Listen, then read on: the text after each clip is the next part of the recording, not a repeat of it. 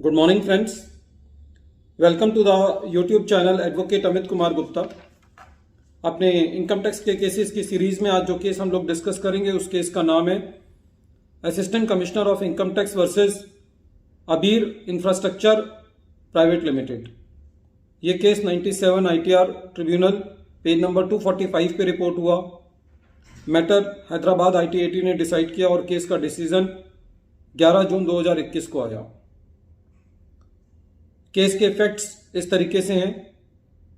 Assessee ने अपनी income tax की रिटर्न फाइल करी। इनकम टैक्स के रिटर्न के अंदर असेसी ने जो अपनी इनकम दिखाई थी वो 87 करोड़ के करीब दिखाई थी और 143 सबसेक्शन 3 के अंदर असेसी की असेसमेंट हुई और थोड़ा बहुत एडिशन करके असेसी की जो इनकम है वो करीबन 88 करोड़ रुपए पर असेस हुई। उसके बाद एसएससी को 4 साल बाद सेक्शन 148 का नोटिस आया कि आपने कोई सब कॉन्ट्रैक्ट की पेमेंट्स की हैं और वो पेमेंट्स जो हैं वो डिपार्टमेंट को चेक करनी है और उस बेसिस पर आपका इनकम जो है वो एस्केप हुई है। यहां पे सेक्शन 147 क्लॉज ए का प्रोविजन लगता है। जब एसएससी को नोटिस आया तो जो नोटिस की मर्यादा है वो ये है कि नोटिस के अंदर ये मेंशन होना चाहिए कि आपने की जो इनकम है वो एस्केप हुई है और जो दूसरा सबसे इंपॉर्टेंट फैक्टर है वो ये है कि नोटिस के अंदर ये एलिगेशन होना चाहिए कि SSC has failed to disclose truly and fully all the material facts which were necessary for making the assessment if the notice is issued after 4 years and already the assessment under section 143 subsection 3 has taken place। इस case के अंदर जो SSC को section 148 का notice आया था उस notice के अंदर जो सेकेंड लिम है सेक्शन 147 क्लॉज ए का, जिसके अंदर असेसिंग ऑफिसर ने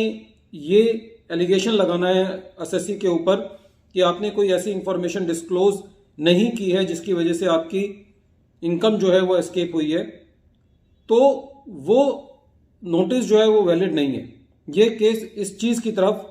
जो है वो बताता है। इस केस के ऊपर, इस टॉपिक के ऊपर पहले भी बहुत सारे वीडियोस आपको मिल जाएंगे मेरे, लेकिन इसको दोबारा इस कंसेप्ट पे वीडियो बनाने का मेन लॉजिक ये है क्योंकि कई बार हम केसेस को मेरिट्स पर लड़ रहे होते हैं और पता चलता है कि जो नोटिस इशू करने की मेन तहजीब है, जो उसको जुरिस्डिक्शनल उसका पार्ट है, वो पूरा नहीं हुआ, तो हम टेक्निकल केस पे भी वो चीज लड़ सकते हैं। तो जब सेक्शन 147 की असेसमेंट हो रही थी तो असेसिंग ऑफिसर ने ये कहा कि आपने जो 97 करोड़ रुपए का सब कॉन्ट्रैक्ट की पेमेंट की है आप उसको भी पेश नहीं कर पाए और जो उसके एक्सपेंडिचर के जो एविडेंसेस हैं वो भी आप सबमिट नहीं कर पाए, इसलिए जो है आपका एडिशन किया जाता है। जब मैटर सीआईटी अपील के पास गया तो सीआईटी अपील ने इस मैटर पे एसएससी को रियायत दे दी, इसलिए डिपार्टमेंट जो है वो आईटीएटी के पास था।